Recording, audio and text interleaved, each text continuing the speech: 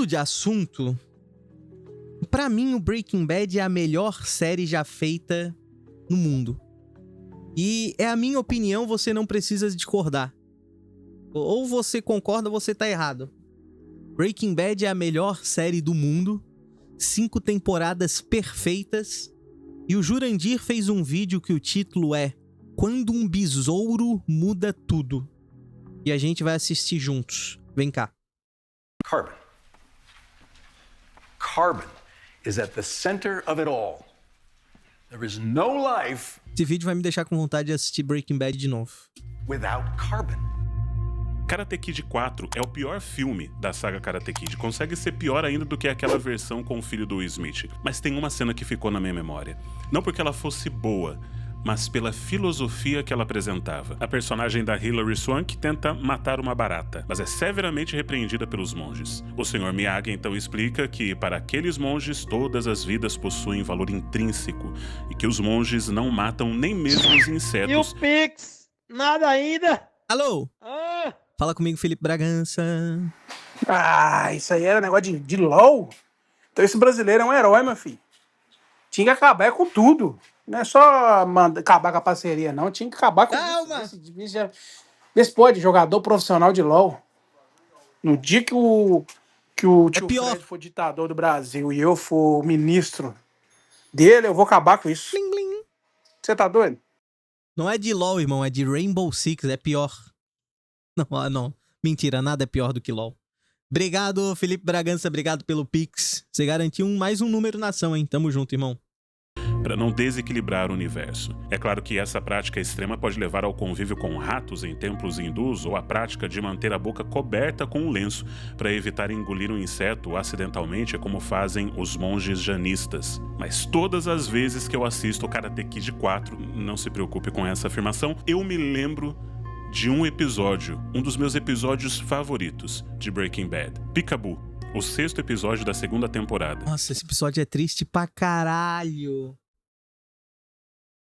É o do menininho, né? Um dos mais devastadores episódios Nossa. da TV e uma aula de construção de personagem como pouca gente sabe fazer. O episódio que nos faz sentir pena de um Nossa. traficante e raiva de um professor. A gente começa a série gostando de Walter White e com raiva de Jesse Pinkman. O professor de química parece um bom homem injustiçado, enquanto que Pinkman parece apenas um drogado sem futuro. Mas tudo muda completamente por causa de um inseto.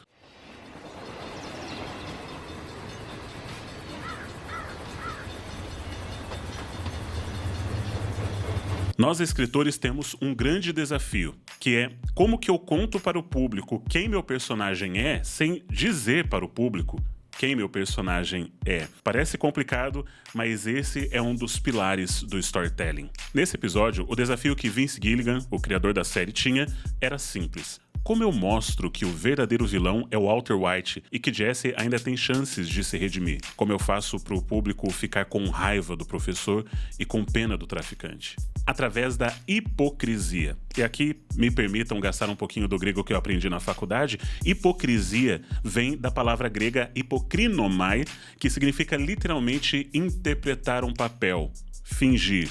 E é sobre isso esse episódio. Em Peekaboo, Walter White e Jesse não se encontram. Cada um deles está tentando resolver um problema. Walter precisa lidar com Gretchen, sua ex-namorada da faculdade que ficou com a fama e a fortuna da sua grande descoberta, porque o Walter mentiu para sua família, dizendo que o dinheiro para o seu tratamento de câncer veio de Gretchen e seu esposo. Ela descobre a mentira e o confronta.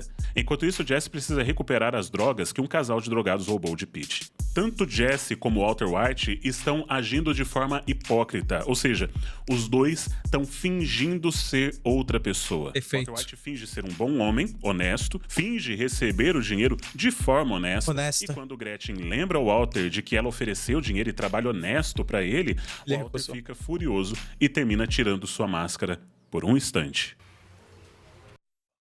You.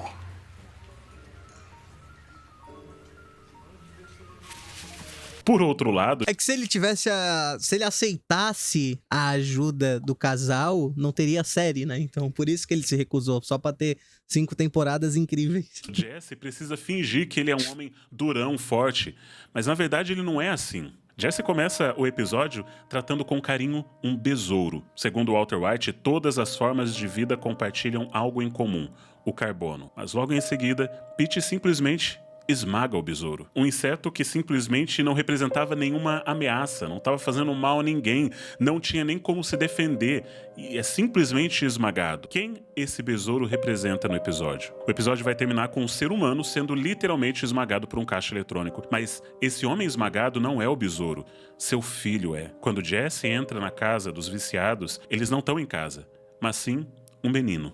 Tem uma coisa que os editores fizeram nesse episódio que é simplesmente genial, que é a edição do som. Enquanto a maior parte desse episódio de Breaking Bad é marcada por silêncios e ruídos ambientes que constroem tensão, sempre que Jesse está em cena, uma trilha melancólica e instável surge. Quando Jesse está no carro se preparando para interpretar seu papel de bandido, essa trilha toca. Não é uma música tradicional, mas um conjunto de sons dissonantes para transmitir solidão, fragilidade e a sensação de instabilidade. Sons como esses não são escolhidos... Não é a criança que é esmagada, é o pai da criança esmagada, carai. Visíveis de storytelling. Eles podem ajudar a construir o cenário, a tensão, o sentimento que você está querendo transmitir naquele momento. E nos meus vídeos, você que é criador também deve fazer isso, a gente tenta colocar uma trilha sonora que represente, que ajude a contar aquela história e que leve ao clímax, porque todo vídeo é uma jornada de storytelling. E eu já testei várias plataformas de trilha sonora, mas a melhor de todas é, sem dúvida, a Epidemic Sound.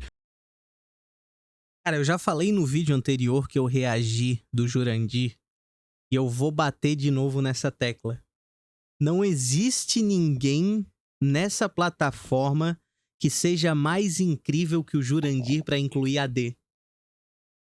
O jeito que ele constrói a narrativa pra botar o AD, velho. Olha isso daqui. Ele falou do episódio, falou da trilha sonora, que faz total sentido, falou sobre criação de conteúdo, sobre escolher a trilha sonora perfeita e fez um AD da Epidemic Sound. Sensacional. E é por isso que eu recomendo ela para você. Com Epidemic Sound, você tem acesso a uma biblioteca enorme, com mais de 50 mil músicas e 200 mil efeitos sonoros, todos sem restrição, ou seja, sem aquela dor de cabeça de copyright. E além disso, você encontra exatamente o que precisa. Dá para buscar música por gênero, por humor, por temas, ou até usar o recurso de Find Similar para achar trilhas no mesmo clima daquela que você gostou. Então, digamos que eu esteja trabalhando numa cena onde eu quero transmitir o sentimento de inspiração, mas na mesma vibe de Interestelar. Eu encontrei aqui um tópico do Interstellar e achei uma música perfeita. Ah, Hans Zimmer pra caralho, né? Se eu quero ver outras músicas parecidas com essa, basta clicar em Find Similar. Da hora.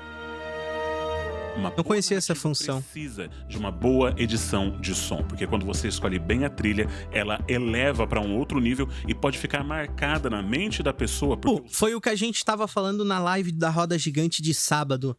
A gente tava discutindo... Cara, eu tô debatendo o AD. A gente tava discutindo sobre coisas que emocionam, tá ligado? Que daí veio o Pacão e falou que já chorou lendo uma folha de um mangá. Pô, todo respeito ao Pacão, mas ele disse que já chorou lendo mangá. Eu nunca consegui chorar lendo nada. Só uma vez que a minha ex terminou comigo com mensagem, mas não é disso que a gente tá falando. Eu tô falando de mangá. Eu nunca consegui chorar lendo mangá, lendo um livro, lendo nada, tá ligado? Mas a trilha sonora é 90... Na academia. Muito bem lembrado, Kennedy. Ele chora lendo mangá na academia. A trilha sonora eu acho que é 99% da emoção num filme, numa série, num anime que tu tá assistindo, tá ligado? Então, tipo, no Chainsaw Man, o episódio... Puta, eu não vou lembrar o episódio da dançarina lá, da bailarina. Aquele episódio se torna emocionante pela trilha sonora dele, tá ligado? A trilha sonora daquele episódio não é o Chainsaw. É o Dandadan, perdão, confundi os animes. O episódio de Dandadan da bailarina. O episódio de Dandadan da bailarina, ele se torna emocionante por causa da trilha sonora, tá ligado? Puta, Interestelar se torna emocionante por causa da trilha sonora. Então a trilha é 99% da construção do audiovisual, tá ligado? Da arte.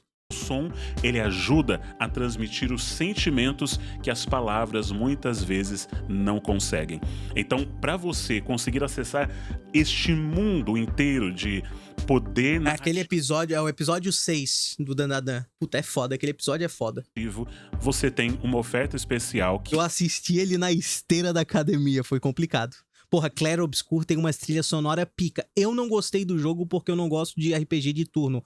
Mas a trilha sonora de Clair Obscur é foda. Eu gosto da trilha sonora que ela vem crescendo junto com a cena, tá ligado? Então vai se construindo a cena e a música vem crescendo junto e vem entrando os instrumentos diferentes durante a trilha sonora.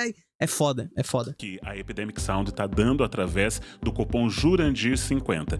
Através dele, clicando no link que está na descrição, você vai conseguir 1 mês grátis para você testar a ferramenta e os 2 meses seguintes com 50% de desconto. Então aproveita, porque vale muito a pena e vai levar o seu storytelling para um outro nível. Outro momento onde essa trilha complexa é tocada é quando Jesse está sentado ao lado do menino. Uma justa posição perfeita. Jesse, filho de bons pais de classe média que deram a ele todas as oportunidades, escolhe ser um traficante de drogas. Mas aquele garoto ao seu lado, filho de péssimos pais, 2 viciados, 2 criminosos, crescendo naquele ambiente nojento e poluído. Quais foram as opções dessa criança? Qual será seu futuro? Nesse momento, Jesse tira a sua máscara. Ele para de interpretar o papel de vilão, traficante, cruel, e ele simplesmente mostra seu lado amável com aquela criança. Jesse alimenta o garoto, brinca de peekaboo, o protege, o esconde no quarto para protegê-lo da violência prestes a tomar conta da casa.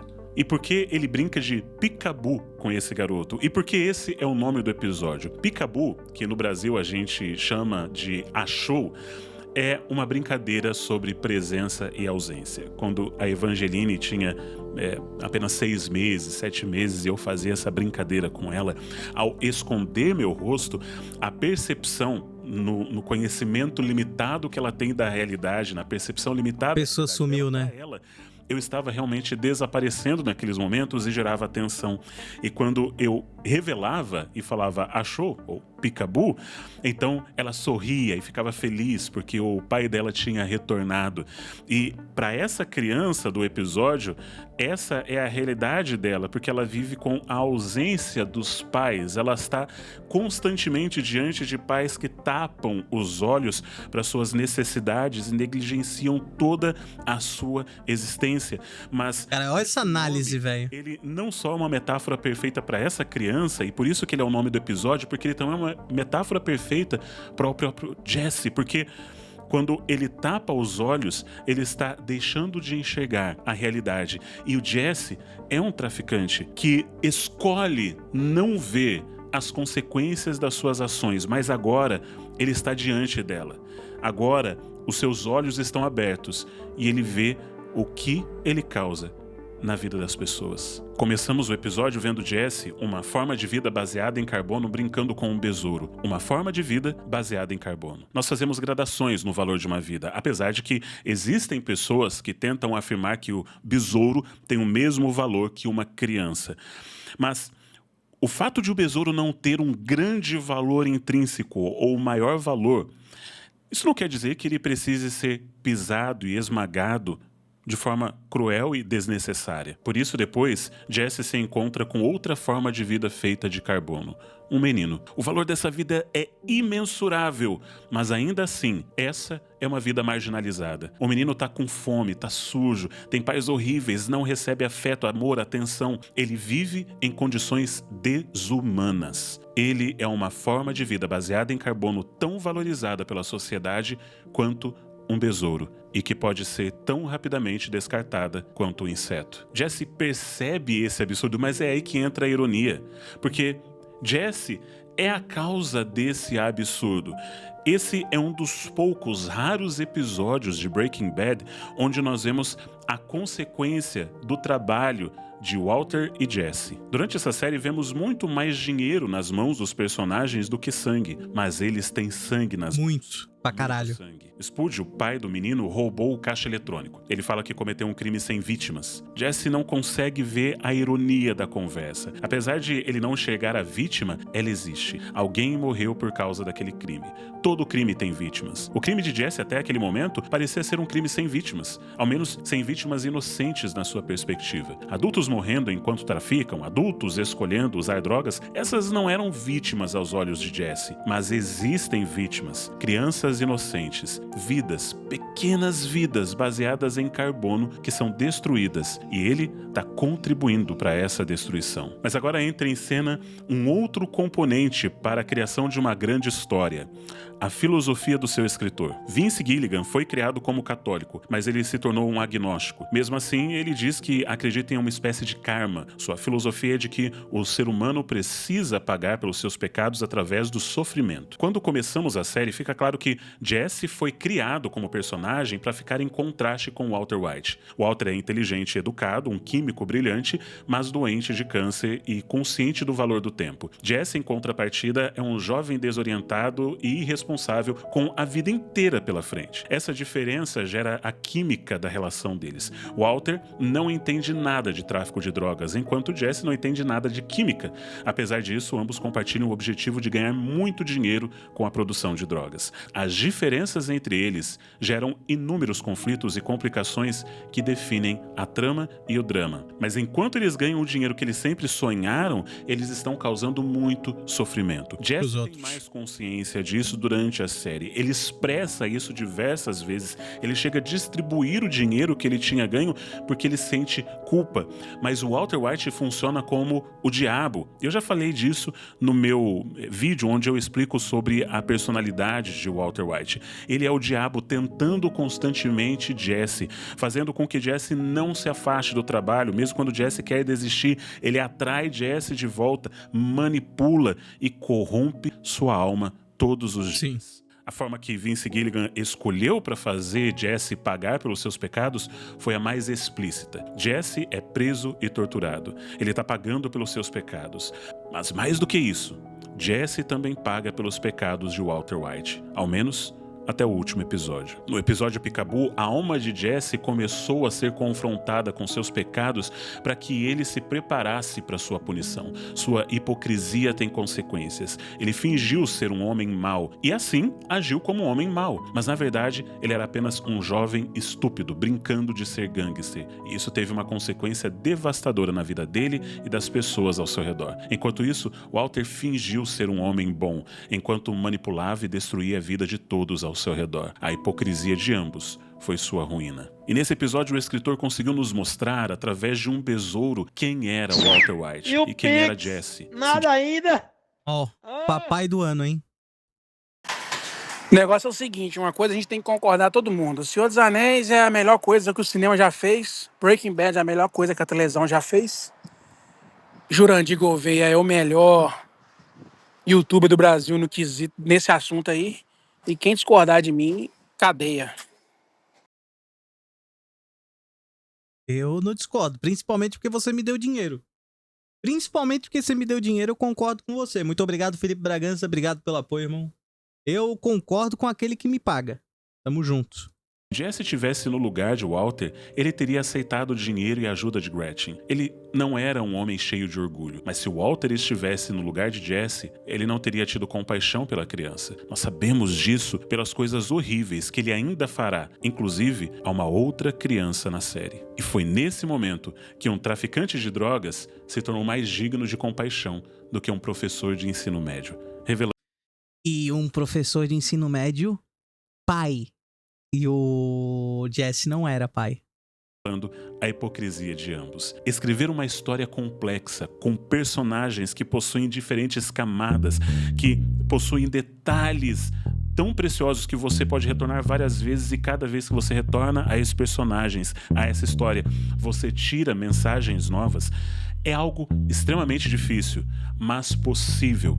E para você fazer isso, eu estou preparando o meu curso de storytelling. Se você tem desejo de escrever um livro, um roteiro, preparar conteúdos para YouTube, para as redes sociais que sejam muito mais dinâmicos, engajem muito mais, que tenham a capacidade de fazer com que as pessoas se encantem e queiram retornar para aquele conteúdo mais vezes, você vai ter acesso ao melhor curso de storytelling já produzido nesse país. Eu estou preparando com muito carinho, inclusive um material físico que vai ter uma quantidade limitada. E por isso eu estou pedindo para você que tem interesse nesse curso, deixar o seu e-mail na pré-lista que está na descrição, o link está na descrição. Através dessa pré-lista, a gente vai ter uma noção de quanto desse material físico produzir para que não falte para ninguém que já manifestou interesse nesse curso.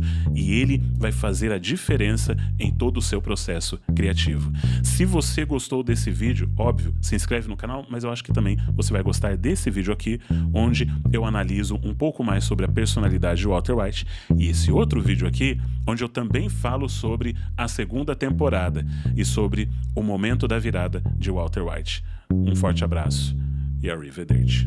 Sensacional. Porra, a análise do Jurandir me impressiona cada vez mais, velho. Ele consegue é profissional, né? O cara é profissional. Ele consegue perceber cada detalhe, assim, absurdo. O Jurandir é foda. Breaking Bad e depois Better Call Saul, todos têm que assistir um dia. É, exatamente. Incrível.